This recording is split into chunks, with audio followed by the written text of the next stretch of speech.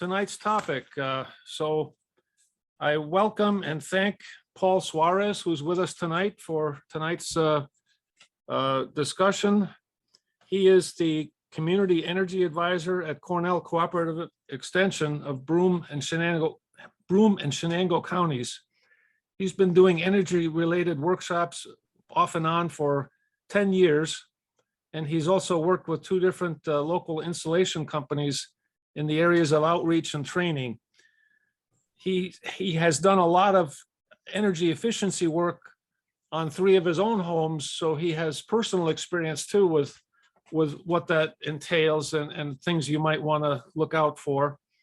And so he's going to talk about how you can make your home more energy efficient, how you can reduce your energy bills, maybe a little bit about renewable energy options, different appliances, what incentives are available, and there's various different types. And some of those incentives, they're going to get even better as time goes on, because I don't believe all of them have been rolled out yet, particularly from the Inflation Reduction Act. So welcome, Paul.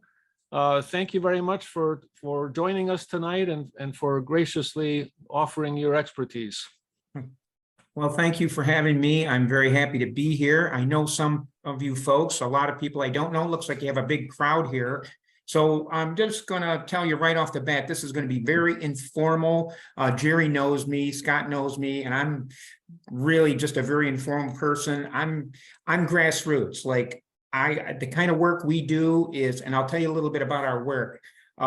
It's very odd because we have a lot of macro things that we're doing, but really it comes down to the micro level work, the people on the ground, the people with the homes and the people that need assistance. So my job is really to connect people with the things that they need. And we're going to talk a little bit about that. But I'm just going to cover 3 things here. I'm going to tell you a little bit about my position and some of the things that we do in the Clean Energy Hub. If you've heard about the Clean Energy Hub, it goes all across the southern tier, and each Cornell Cooperative Extension is a part of that energy hub and has a community energy advisor within that county. So for me, I'm working in Broome and Chenango counties, and we just hired, and I'm going to be talking about this a little later, and I might need some help from you guys. I'm going to throw a pitch out at the end of the time here to see if you might give me a hand with something, just because I know I can trust you, and I know that you are the type of people that would be really good for this challenge that I'm going to throw out at the end here. So we have we're wearing a lot of hats. Every county has one of us. They have them downstate, they have them upstate, but our southern tier runs kind of across Chemung, Schuyler, Steuben, Tioga, Tompkins County, of course. Tompkins County is, really up and coming on all this stuff. All the money runs through there, actually. And so we are boots on the ground community energy advisors. So I'm part-time. We just hired a full-time person. We had a very difficult time finding somebody to do this kind of work. And we were quite surprised that we couldn't find anybody. It took us, well, they called me back out of retirement to take the part-time job. They couldn't find anybody for that. And then we just now hired a young man who just out of college, and he really needs some training. I'm going to be training him, and we're going to be training him through our hub and so on and so forth. But that's what I'm going to ask you about later in the program here. So my job, really, we do a lot of stuff. Part of this whole thing is clean energy careers. And we just don't have the people that are trained in this kind of work. And when I say this kind of work, insulation work, auditing work, HVAC work, electrical work, there's all kinds of jobs that need to be done. So part of my job, small part of my job, is doing clean energy careers. And I'll be working on that little by little. But right now, my main job is to work with low to moderate income folks. Now, just if you're not low to moderate income, and I can tell you what that means, but you don't have to know right now, it doesn't mean that there's not programs available for you. It just means that most of the programs right now with the most benefits affiliated with them are for low to moderate income people. So most people know what HEAP eligible is. If you're HEAP eligible, then you're in the low income qualification.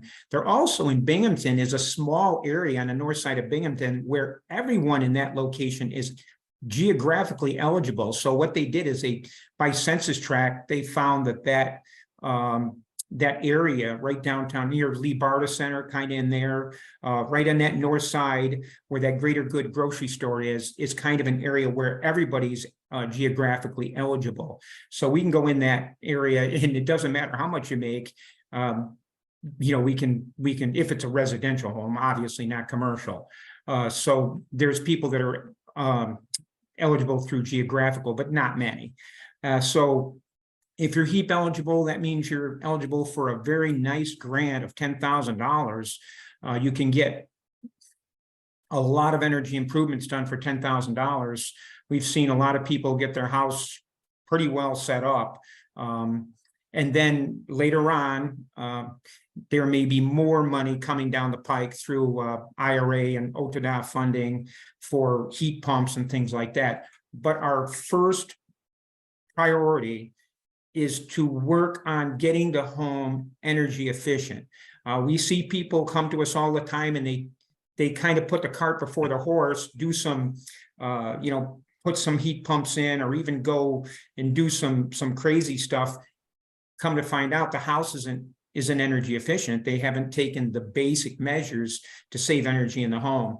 And so that's why we're out there doing workshops. We're out there at outreach events where people are talking to them and saying, hey, the first step, and who knows the first step, who wants to raise what's the first step that you think I'm going to be telling people about when I'm talking about energy efficiency? Anybody got a clue out there what I will recommend is the first step? Audit. Yeah, the audit, Energy audit. exactly. And so I don't know if this works. I'm not very good at technology, but how many people, I'm looking at the participant list here, how many people have had the energy audit done in their home or some property that they owned? Maybe raise your hand so I can see. There's two ways to raise your hand. You can do it with the sure, little sure.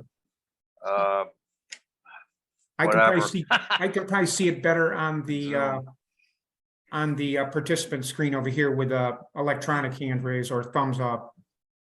Yeah, so we've got a few people that have had the energy audit, but what we find out there is there's a really lot of people that haven't had the energy audit. And my job is to get people to get that energy audit. And people say to me all the time, I was like, oh, I think my house is really well insulated. And that's great. And that's very, very good. But I recommend that you have an energy audit so that you can prove to yourself that house is, and sometimes it's not as energy efficient as you think it is. And you can do some simple things to make it even better. Also, there's lots of reasons to have a professional energy audit. And what I'm doing in this job, especially since I'm new, at least to this job right now, is what I'm doing when I get a lead, as much as I can, I'm going out to the house first to take a look around, to poke around, to look at the house. And what I'm doing there is kind of making some assessments, what would be best for this client, because I'm telling you, I could talk all day about all the different programs, which I really can't because there's so many. It would boggle your mind and it would boggle mine. I'd be sitting there going, whoa, I don't know what's going on. But what I like to talk about is get the energy audit, meet with me, let me take a look around the house and get a feel for it, and then make a good referral for a good, they're all good auditors, but because I know the companies pretty well, I can kind of match you up with an auditor that might be good for your particular situation. And I don't even know exactly what I mean by that. But for me, this business is all about relationships. So I started off with a relationship. If I can come out and take a look around the house or talk to you on the phone for quite a while, try to get a feel for what we're trying to accomplish here, I can make a referral for the audit. And then if I'm needed, I can stay with the client or with the customer right through that audit so we get things done properly and correctly, and things are paid for properly. Because I think what happens is people get lost in the shuffle. I had a lady come in the other day and she got her heat pumps first. She was heat eligible, which was kind of sad. and she didn't get any, she got a small rebate from the utility company, but she didn't get anything else. Come to find out, after she got the heat pumps, she went ahead and got the audit, and lo and behold, she's eligible for like a whole bunch of work.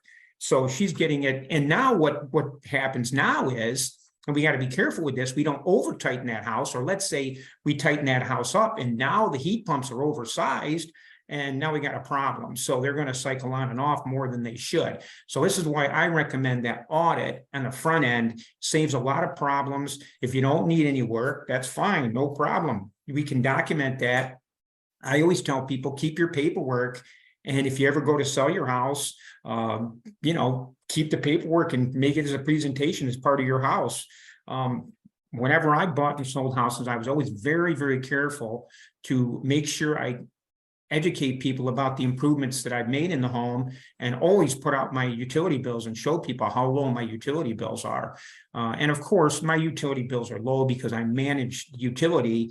It's not just from the energy improvements, it's from the way I manage my usage. And so that's something I'm always trying to train people on too. And that's what I'll be doing more so when I do actual workshops. But I thought this type of workshop for you guys, you're highly educated, you really love this type of stuff.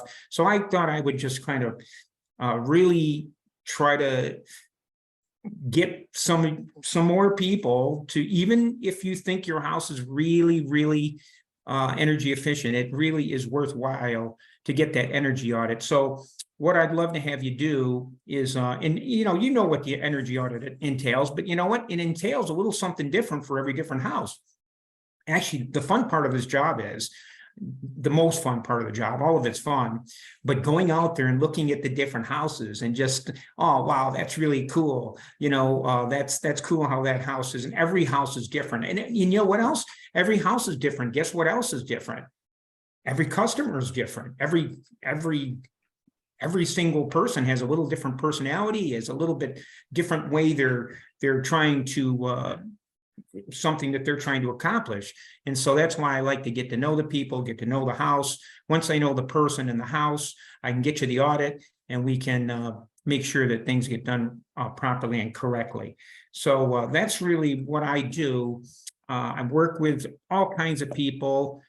Once we get that audit, most of the grant funding is based on that audit, because what you have to do, and you guys know this, you have to prove nobody's going to give you money or grants or even loans just for the fun of it.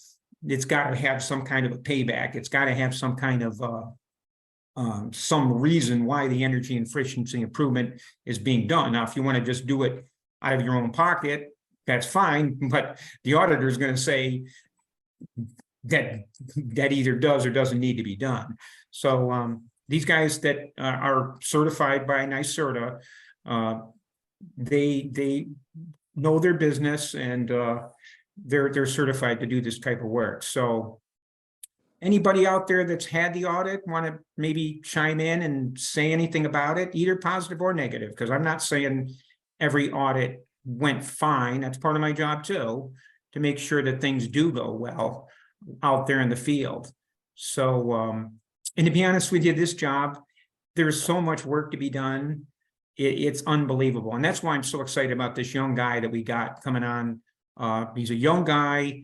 He's really excited to do this type of work. He's not afraid to get his hands dirty, get down there in the grassroots and work with people that, you know, maybe lower income folks, or people that, you know, just need a little bit of a hand, kind of like what you guys did with the move out. We're in that same business. And what we're finding is, energy, I always say the big three: energy, food, and transportation are all the big three. You know, it's housing, energy, and food. So we're helping people, you know, to take care of at least one of those things with the energy, get those bills down, get the house so it's more comfortable. And so anybody got any comments? Once people who've had the audit, you know, maybe make a comment or two. We'll open this up for a little bit of discussion here, maybe. Anybody? I'll make a confession. I got an energy audit. One of the things they suggested I do was to insulate my attic some more, and I didn't get to that. Uh, but I live in a townhouse, and I have other units on either side of me, so I have no heat loss there. Mhm. And I did a few other things that was recommended, but I'm satisfied with my energy consumption overall. Mhm. Yeah, I know I could save a little bit more by insulating the attic. So I did also, this is really excites me. We had added on a porch, and it would get really hot in the afternoon during the summer because it's got a lot of windows. And I really didn't want to try to air condition it. So who wants to guess what I did? Uh, some kind of a fancy shade or something? Close, yeah. Awning? Yeah. Yes, retractable awning. It made a world of difference. Huh. So I mean, in the winter, it's up, of course, and the sun's coming in, helping warm it. But now in the hot months, that awning keeps the sun out and makes my porch very comfortable. And that's west facing, isn't it, Scott? It's on the back of the house? Yes, that's right, Paul. It's on the back, so in the afternoon and well into the evening, Yeah. boy, it would be unbearable in the porch. Huh. That's great. That's great. So can you use that for how many seasons do you get out of that room? Oh, I'd say 3. Yeah. Nice. Nice.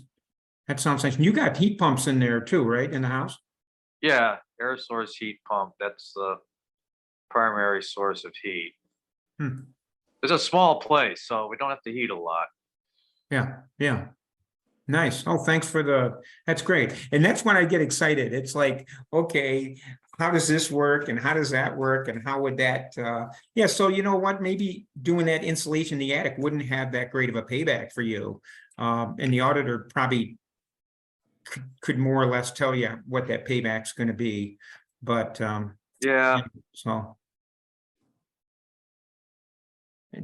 So in that basement's living space, is it too? That downstairs? no, it's storage space because we don't have a garage. We need some kind of storage, Okay, okay. and it's not heated. I did insulate the pipes down there and insulated the water heater. So How about the rim joists in there? the what? The rim joists around the. Oh, perimeter? yes. The perimeter, just the front and back. Yes, that's insulated. Oh, good, good. That sounds great. Yeah, so that's the kind of thing I love, you know, getting out there, talking to people, finding out what they need, seeing if we can help them out. So here's what I'm going to throw out for you. So I got this new guy coming on. He's starting June 1st. I'd love for a couple of you guys, I'm going to put my, if somebody could put my, in the chat, I just don't want to take the time to put that out. If you could chat out my, my email, it's the best way to get a hold of me. You know, after I get an email and I get I get your information, I can give you a ring or we can talk some more. But I really like that email as my first contact source. So it's, I'm going to put that out for you. So you've got that. And you can ask me questions. We can talk some more. But what I'm looking for, PRS, that's my initials, PRS 2323 at cornell.edu. So that's my email. And I'll tell you what I'm going to throw out here. We can talk about it a little bit, or if you want to, I'll take some questions and answers too, but I don't want to get in too deep because with these programs, you can get in the weeds so fast. It's much better to discuss the programs relative to the house and to the person, because there are just so many different variables. It's almost impossible to just we could talk about the programs, and, you know, maybe 25% of the people would be interested in that program, the rest wouldn't. To talk about something else, maybe 10% are interested. So I'd rather talk about the general audit. And also, so here's why I want to put my email out there. I got this new guy. He's coming on the job, starting, he's going to be fresh and new. If anybody wanted to give me a ring and chat a little bit, talk a little bit, and maybe let me and my new partner come out and just poke around a little bit and chat with you, talk to you. I could introduce him to some of the basic housing things that he's going to be looking for. We can use your house as kind of a demo of what, I can quiz him about maybe, or explain to him maybe what some of the programs would be. And let me tell you why this is so important and why I bring it up is because this young guy, I'm telling you, if we've picked him right, he could really, he's got a long time in this business, and he could do a lot to change the world one house at a time. And it sounds crazy, but that's how you do it. Just like with your move out thing. How did you change it? One student put some stuff in your collection facility, and another family got use of that stuff that was in the collection facility or whatever. So one house at a time. And this kid, if we can get him trained right, if we can get him to feel a good feel for this energy business that we're in, it'd be great to. I guess I'm not saying I'm going to retire tomorrow, but I'm not going to be in this forever. I might be in it for quite a while, but so I'm looking to just train this guy. So if anybody wants to, you're not obligating yourself. All you're doing is having two guys from Cornell Cooperative Extension where, and I'm new back too. I've been out of the business. I retired back in 2015. And I was doing career stuff and also energy workshops for them at the time. We lost the funding for the they just cut the whole funding out for the energy workshops. And so I decided to retire, and that was part-time, very part-time anyway. So basically I'd love to, make contact with some of you folks and send me an email and say, hey, Paul, I'm kind of interested. Can we talk on the phone a little while? And, we'll see what happens. So if I got a couple of people from this group, that'd be fantastic. If not, that's okay. We're going to have other people calling too. But I just thought with you guys, it's kind of like, to me, I don't know everybody, but you're already halfway in this business, or maybe more. So I'm kind of like, I'm not dealing with somebody that doesn't know anything. It's like you guys are sharp. So I guess I wouldn't mind helping you guys out, but also asking for your help because we're all in this together. So maybe that's kind of presumptuous to come on and be asked to present and then ask a favor, right off the bat. I didn't even meet you yet. So I'm asking for a favor already. But anyway, that's what I'm talking about there. You know what I think I'll do now? Let's see what time it is. It's 8:03. How about if I open up for questions? Maybe I'll just have you raise your hand, and maybe Scott or somebody can call on you just because I don't know everybody's name and stuff. And you can ask a question. I'll do my best. And a lot of them I might just say, I might have the same answer for every question. So, but you can go ahead and ask them. That's great. There is a question in the chat, Paul. Oh, well, I can see the chat, I think. There's 3 questions in the chat, it looks like. Well, just one question, two. Okay. 2 with your email address. Okay, great question. Are investment properties eligible? That's a fantastic question. And I'll tell you some of the ins and outs of the investment properties, but basically, investment properties are eligible based on the tenant's income. So if the tenant is HEAP eligible, you are eligible as the landlord for some energy improvements. And what happens is the first unit gets the most money. So it's kind of weird how they divvy it up. And then the second and the third up to 4 units. But the money for each unit goes down as the units increase. So it's kind of a weird way to say that. It's kind of weird how they divvy it up and stuff. But let's say you got 3 units, and they're all heap eligible. I don't know the exact numbers, but you're probably looking at close to $20,000 in energy improvements. And again, everything I say is like a grain of salt. Like, I don't know, like every house is different, every situation is different, everybody's income's different.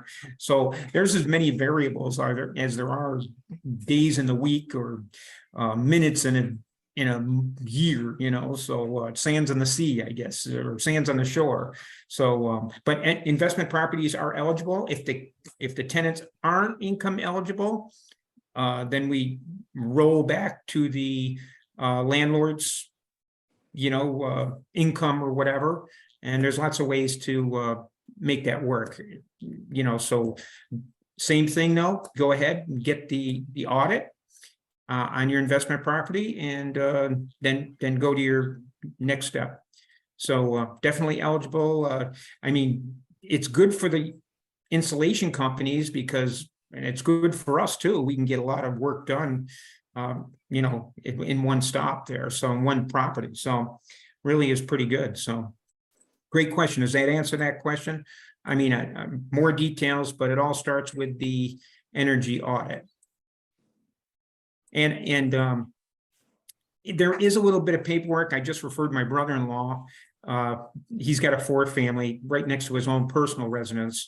And when I called the auditor to make the referral, I like to make the referral to the insulation company.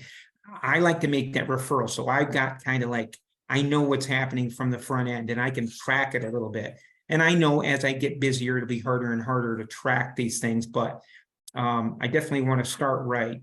And now I've got an assistant or a partner, we can track more and more properties. So I love the referral to come to me, and then I get you what I think will be the best auditor.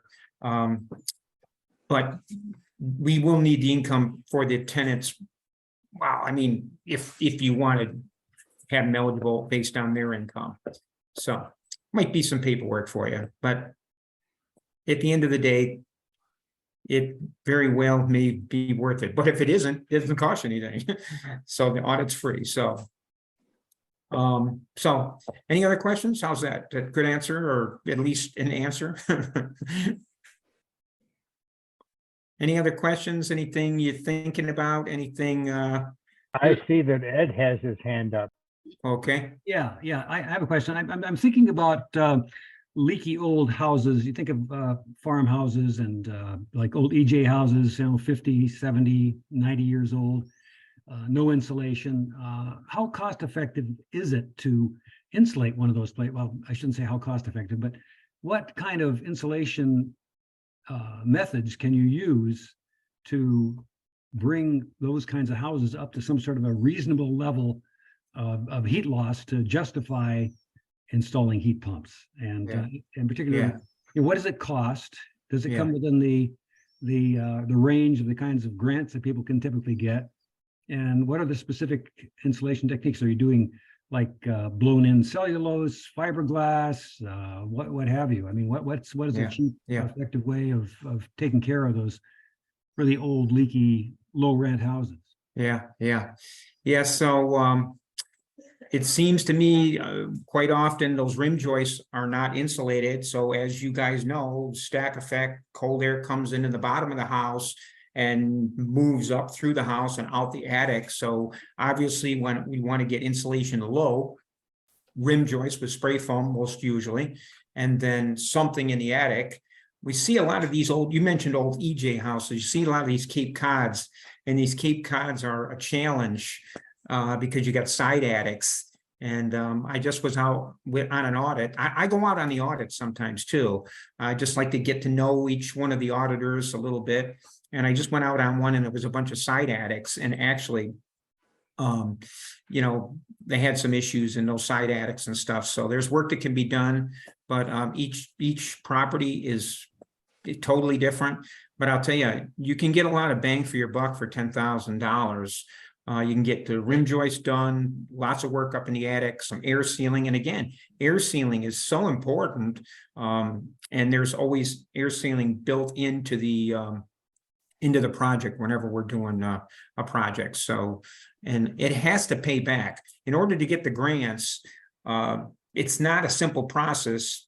You make the application with the income, if it's lower income people, you put the application in, well, they're approved, we do the audit, they come up with a scope of work. That whole scope of work has got to be approved as well, and it's got to have the payback, and it's got to be able to show that there is a very good payback on that. So, and then there's for the low income folks, there's education involved. They change out light bulbs.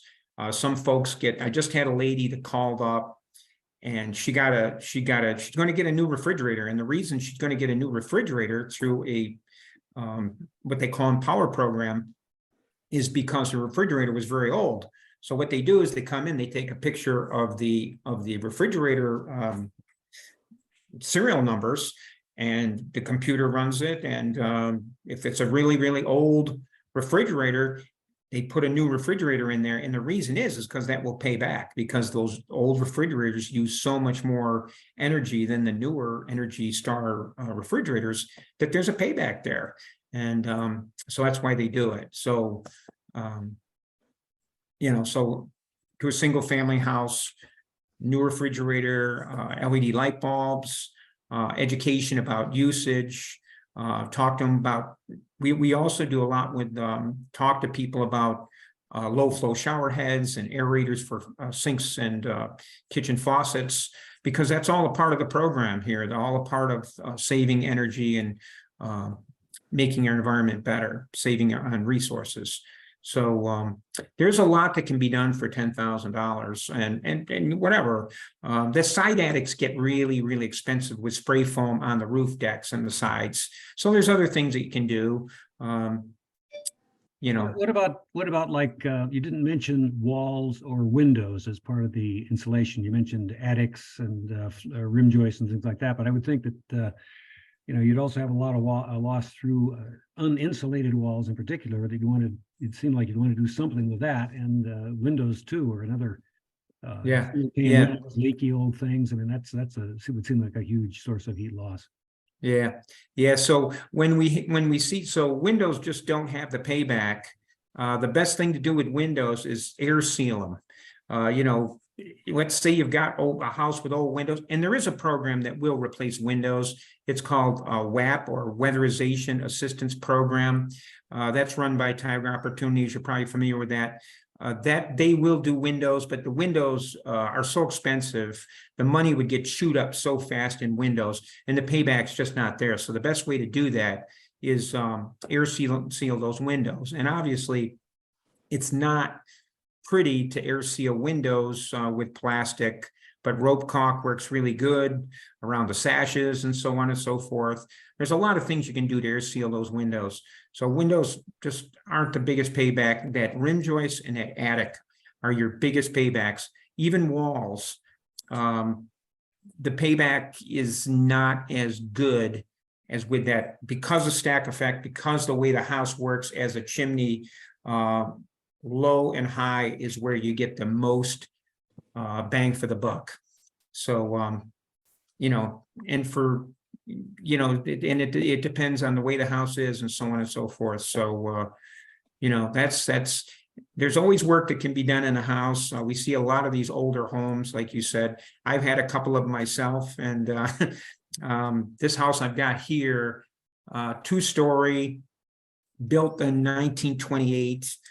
I bought the house, and I don't know, they like you to, well, it used to be that you had to have the house for a year for some programs, but not all programs anymore. So we're telling people nowadays, if you buy a house or you get into a house, just wait for one utility bill and we can start you on the process.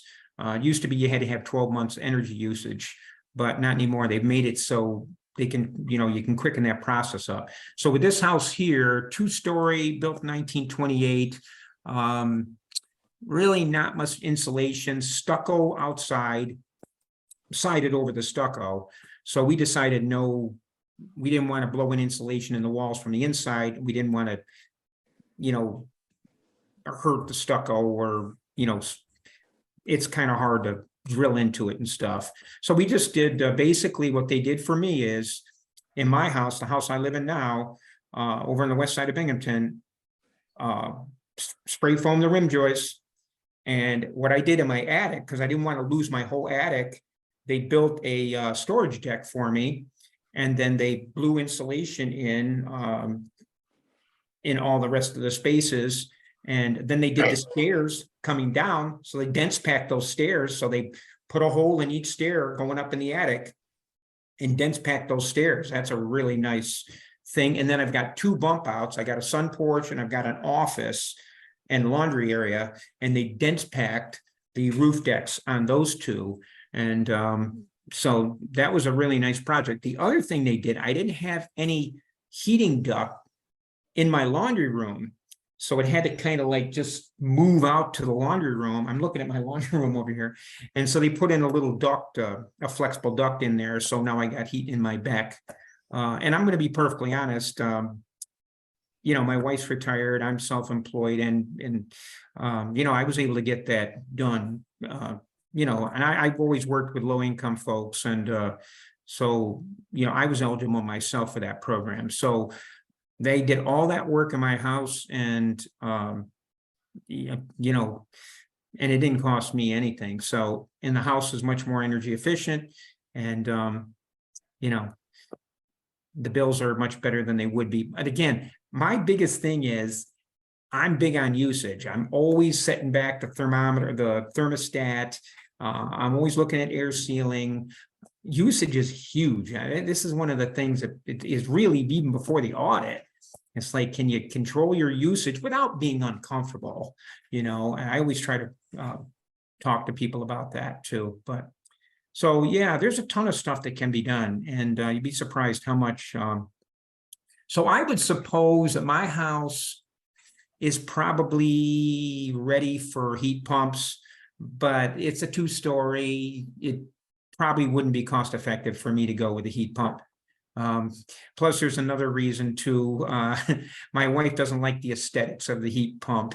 So, and there are some that are a little more aesthetically pleasing, I guess, but those are even more expensive. So I'm probably not going to go with a heat pump at this time. So, but my usage is not bad at all. So, so everybody's going to do things differently. But once you get that house set up, there's going to be some more money coming out, maybe towards the end of the year, for people to get some heat pumps, money funding for that a little bit more than there is now. So, so I hope that answers that question. It might be a long answer, but I don't know. A lot of my stuff is what I know and what I've learned, and over the years, just and a lot with my own houses. I had another ranch, and that was very interesting what I did with that. But I always get a storage deck. I always have them build a storage deck so I don't lose all my storage in my attic. And some people don't care; they're never going to go up in the attic. They open blow all the whole attic flat. But I always get it. I got to put my Christmas tree up there at least, and a couple of fans. So, yeah. So I hope that answers that question there. Any follow-up question on that? The money coming towards the end of the year, where's that coming from, Paul? Is that the That's that Inflation IRA Reduction Act? funding. Yeah, Yeah. okay. Yeah, so I think the biggest problem is with that IRA funding, federal funding. NYSERDA hasn't figured out how to get it out there. So they're still working on how they're going to get that money out there. So they're telling us, I was just on a webinar today, and they said we'll probably be hearing more about that towards the end of this year, end of 2023. So, and there is some of it available in different spots. It's kind of hit or miss. The information is kind of every day you hear something a little different. So I have to say, it might make sense to wait a little bit. What's going to get your energy audit? You might do some things now and then some things later.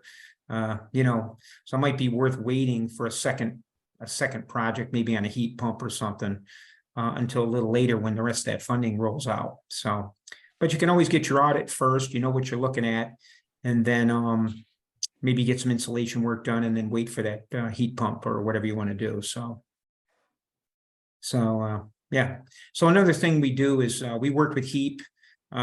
People, believe it or not, they don't have any heat at all. And so there is programs available to get people so that they have heat again. So we work on, people call us with no heat and we try to help them, you know, remedy that situation.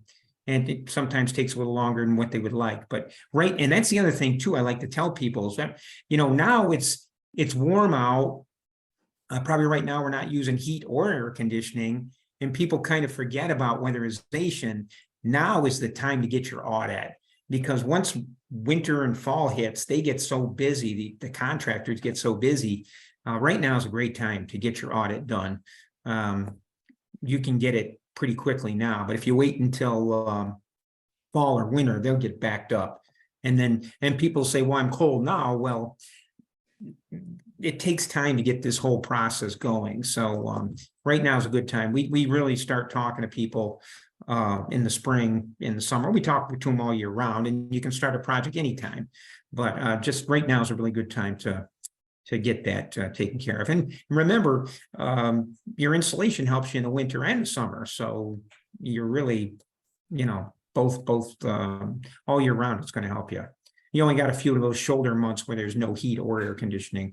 I mean, I guess here you've got some, you know, but so. I'm going to jump in there, Paul. Okay. Nobody's calling on me. And because it's relevant to what you're saying now. My impression, if I were to get an energy audit, is that you need the differential between the outdoor temperature and the indoor temperature to really fully appreciate with the blower door test the extent of the air leakage. So if you do it at this time of year, how much are you losing in accuracy?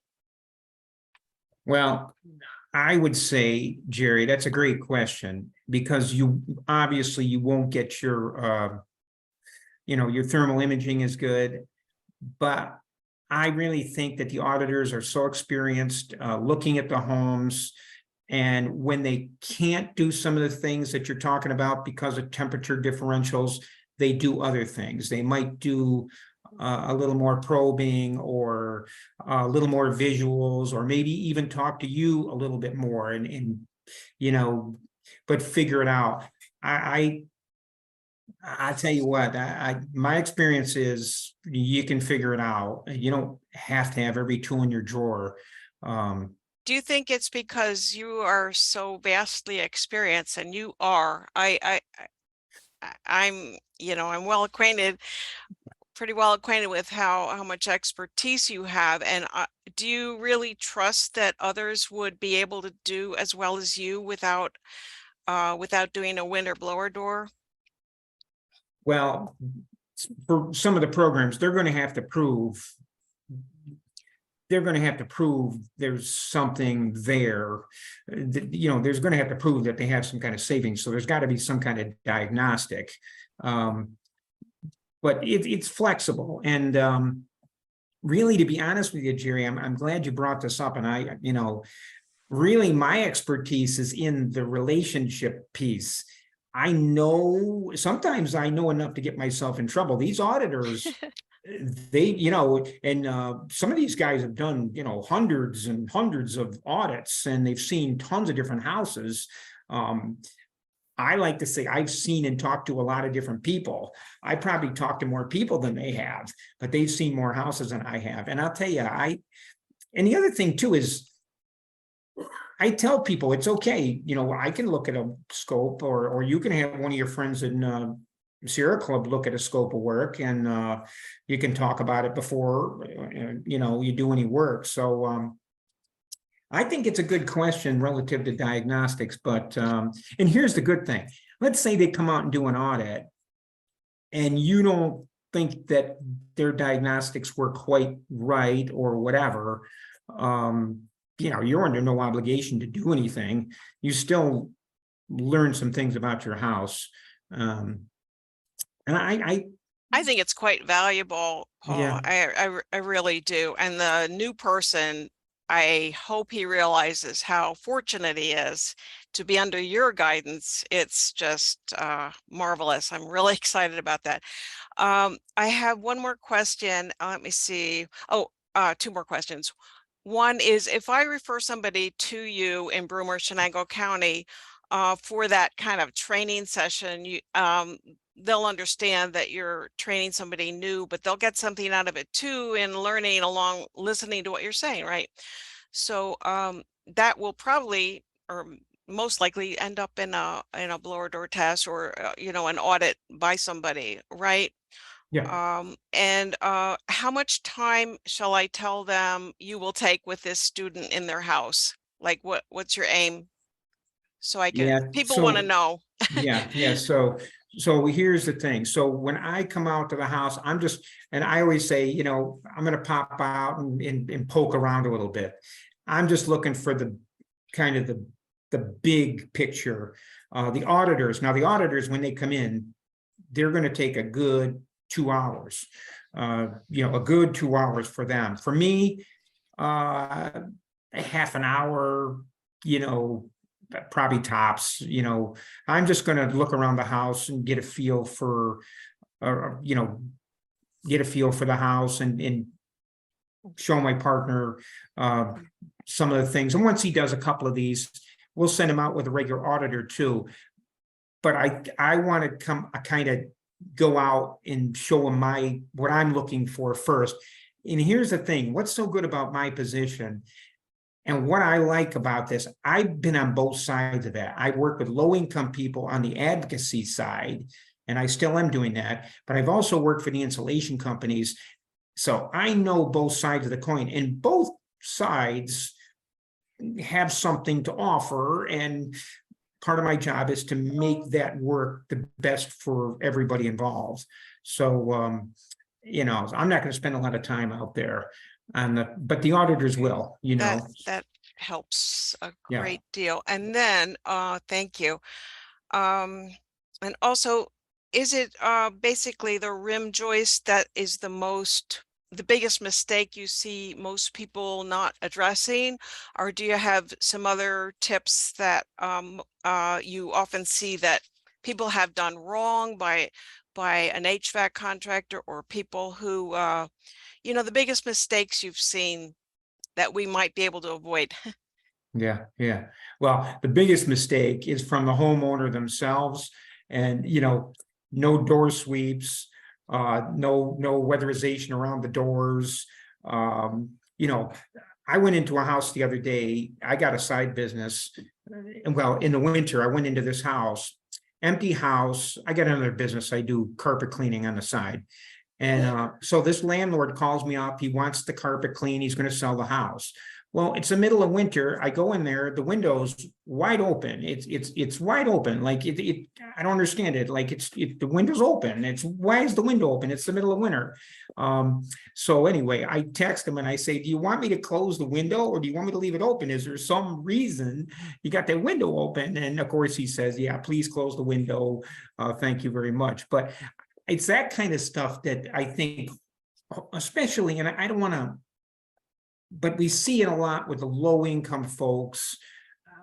And I'm just, I don't know, like, just the simple stuff, leaving a light on with an incandescent bulb in it, or even a CFL, leaving it on all night.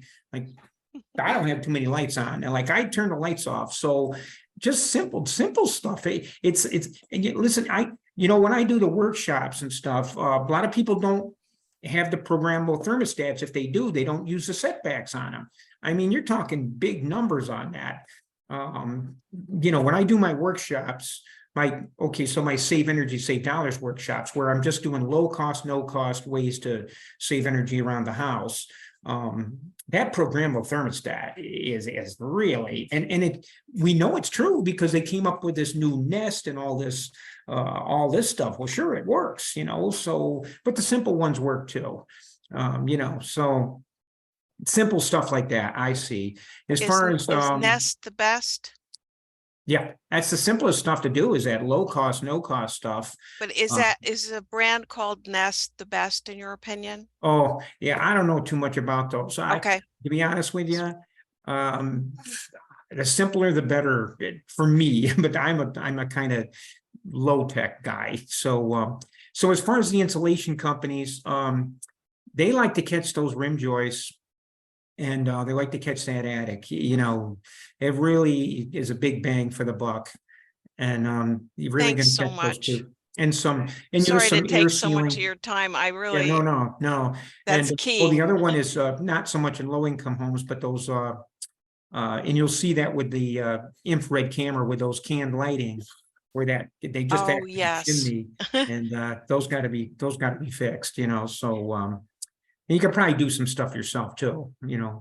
Sounds like Scott maybe did some stuff on his own there. So yeah, I don't know. Audit's a good thing, so. And let's see, is that okay, Jerry? That Yeah, enough? thank you so much. Okay. How about Baldy there? Did you have something?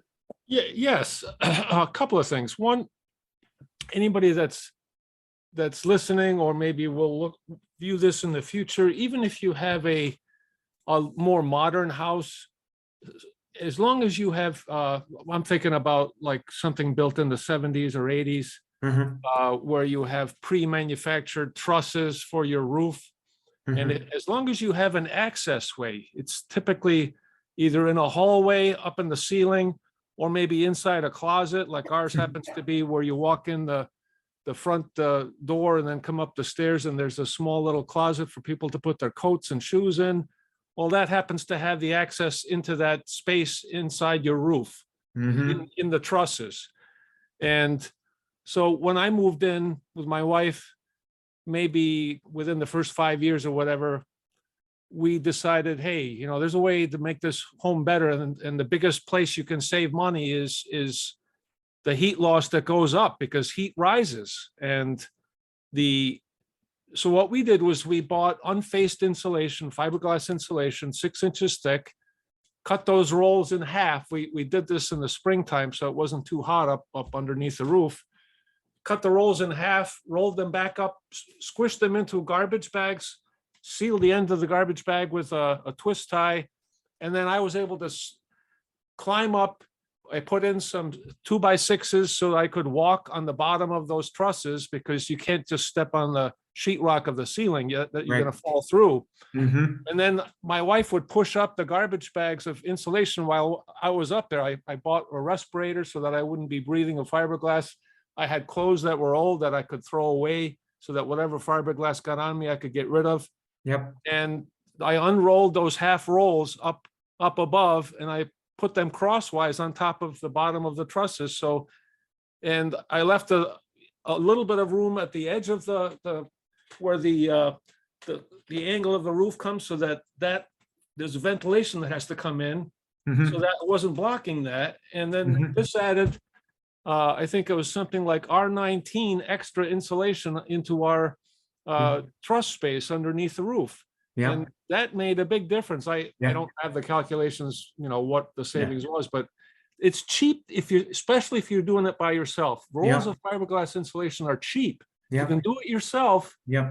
There's no reason you shouldn't go ahead and do this, because you're just blowing money through your ceiling if you don't do that. Because typically what's up there from older homes, say in the 70s and 80s, is maybe 4 inches or 5 inches of some fluff that they blew up there, and that settles, and it's not all that great. And if you can add fiberglass, you've got even better fiberglass now that's better than R19, what we had. So I mean, that's just a suggestion. And then the second thing I wanted to bring up is, Paul's been talking about grants, but even if you're not low income or low to moderate income and you don't qualify for a grant, there's tax credits available too.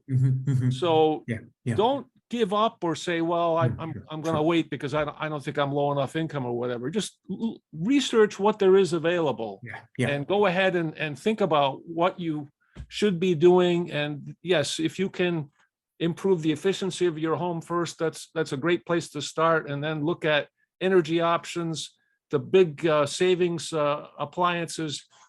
Yeah, Heating yeah. of water is a huge energy huge, waster.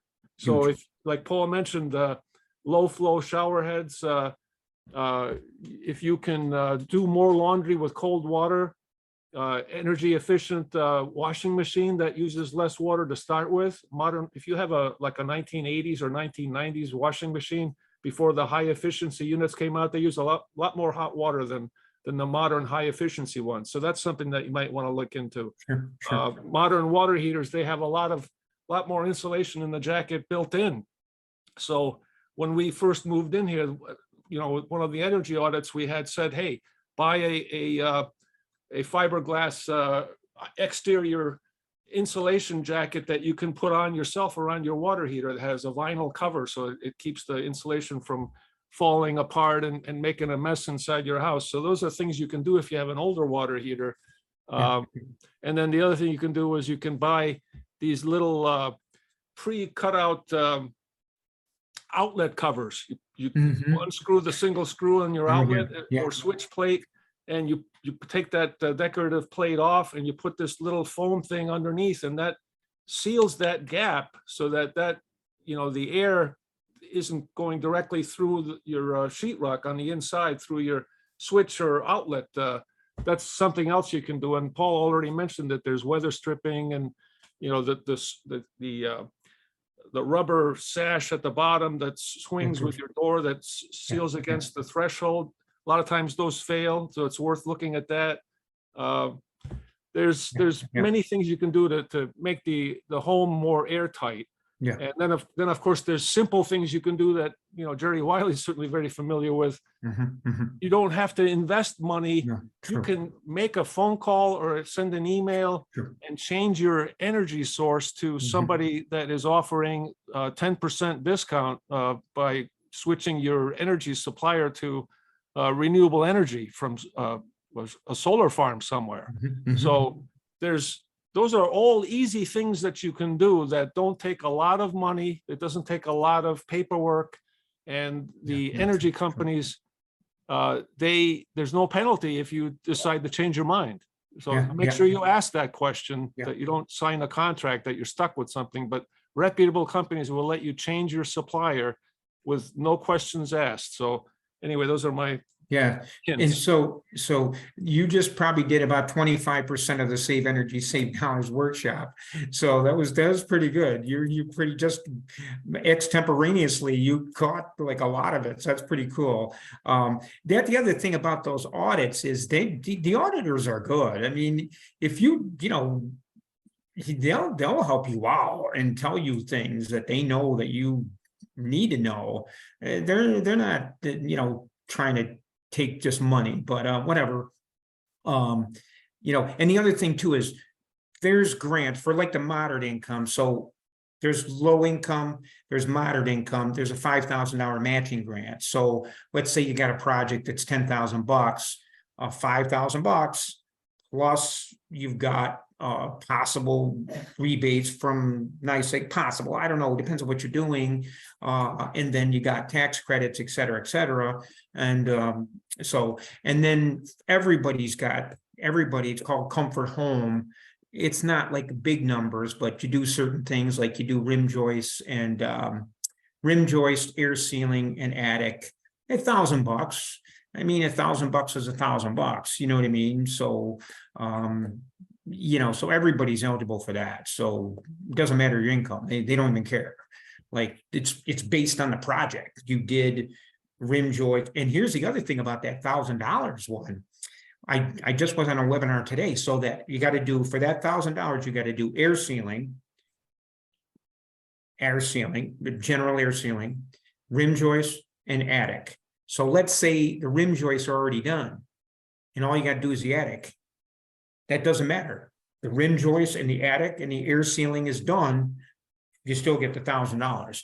So you know, so that's $1,000 is $1,000, you know what I mean? So, and like you say, that great job with that fiberglass. The biggest problem we see, and we see it a lot on audits, bad fiberglass, really bad. Like in that case, what we can do as part of the scope of work is pull that, and I want to say junk out, because I tell you what, it's always faced wrong. Not you. You got the unfaced. You were smart, but they face it wrong, and then they put it to the wrong way. It's paper to the people. It's always paper to the conditioned space, and it's always the opposite way. You got rodent runs, and you got all kinds of problems in there, and moisture and mold and all kinds of wind washing and everything.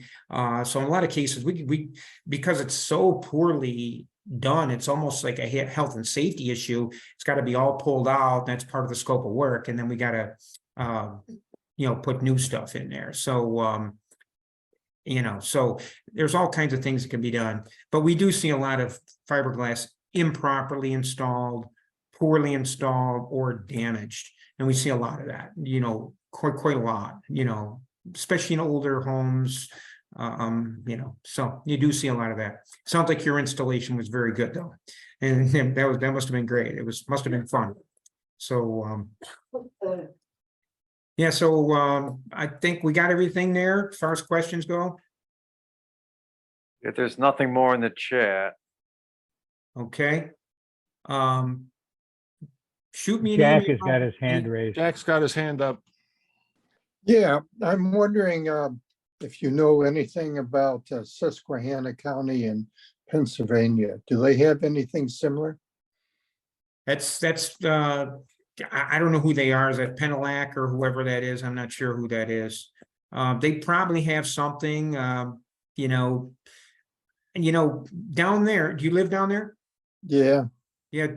Do they have extension down there? I think Penn State runs Penn extension. State's got an office there. Yeah, I'd give them a ring and ask them. They should know. If they Okay. don't, you know, you can do some more. I don't know anything about Pennsylvania. We got enough problems with the programs in New York. We don't, and I know some of the folks out in Waverly and out that way, they get into, and actually there's people in Pennsylvania, I think, that are NYSEG, and we can cross over and do work in Pennsylvania, like over in that Waverly area. If they're NYSEG, they're eligible, which is kind of weird. But there is some crossover there. I don't know exactly where it is because I don't do that county, but you know, so Okay, that's a good question. Now, I always say give extension a call. It's amazing. Any problem you got, you can call extension, and then it's amazing. Now you know, I'm not saying every problem, but there's a lot of stuff that the extension knows about. So that's pretty cool.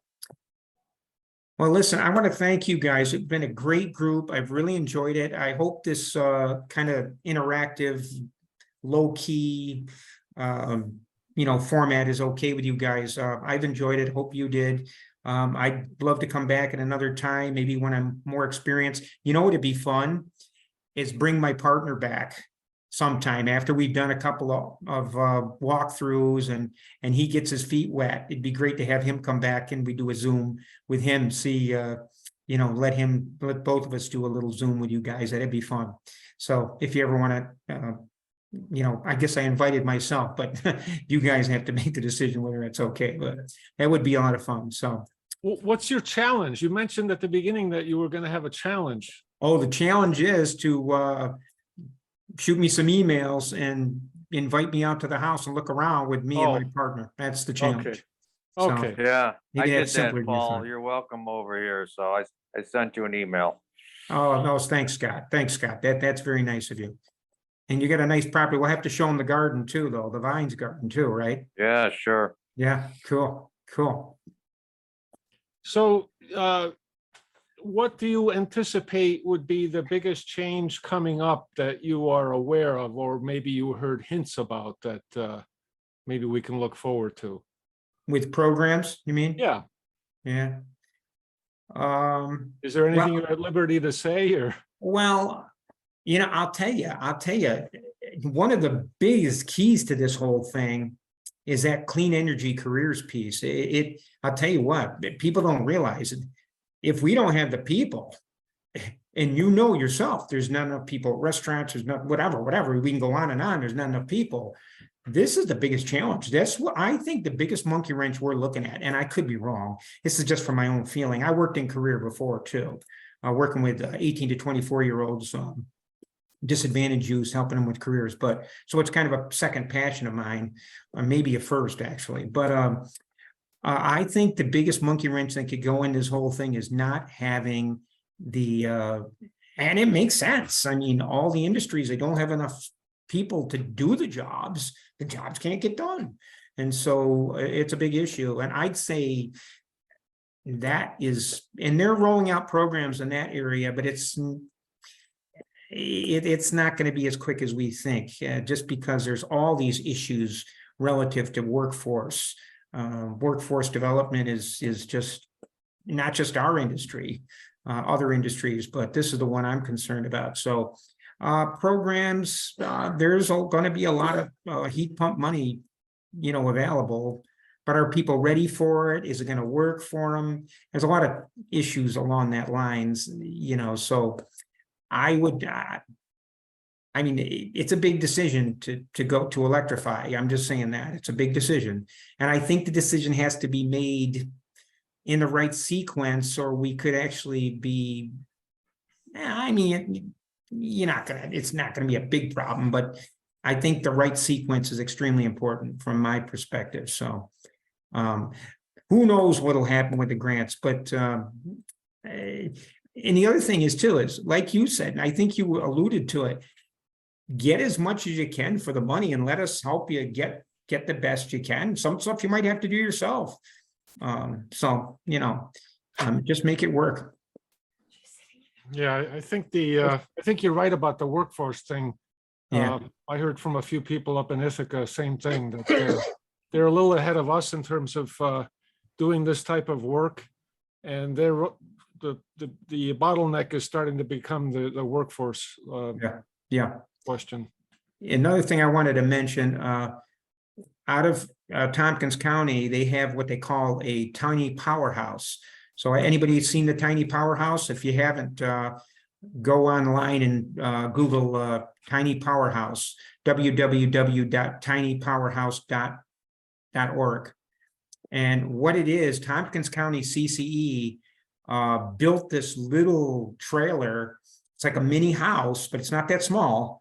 And it's totally solar on the top, heat pumps inside, completely insulated, computers on the wall, all kinds of stuff to demonstrate how this stuff works. It's all batteries, so it's completely, self-sustainable. So I'm trying to get that for the Broome County Fair. So we might have that up at the Broome, and I'll shoot you a note when I find out what days we're going to have it at the Broome County Fair.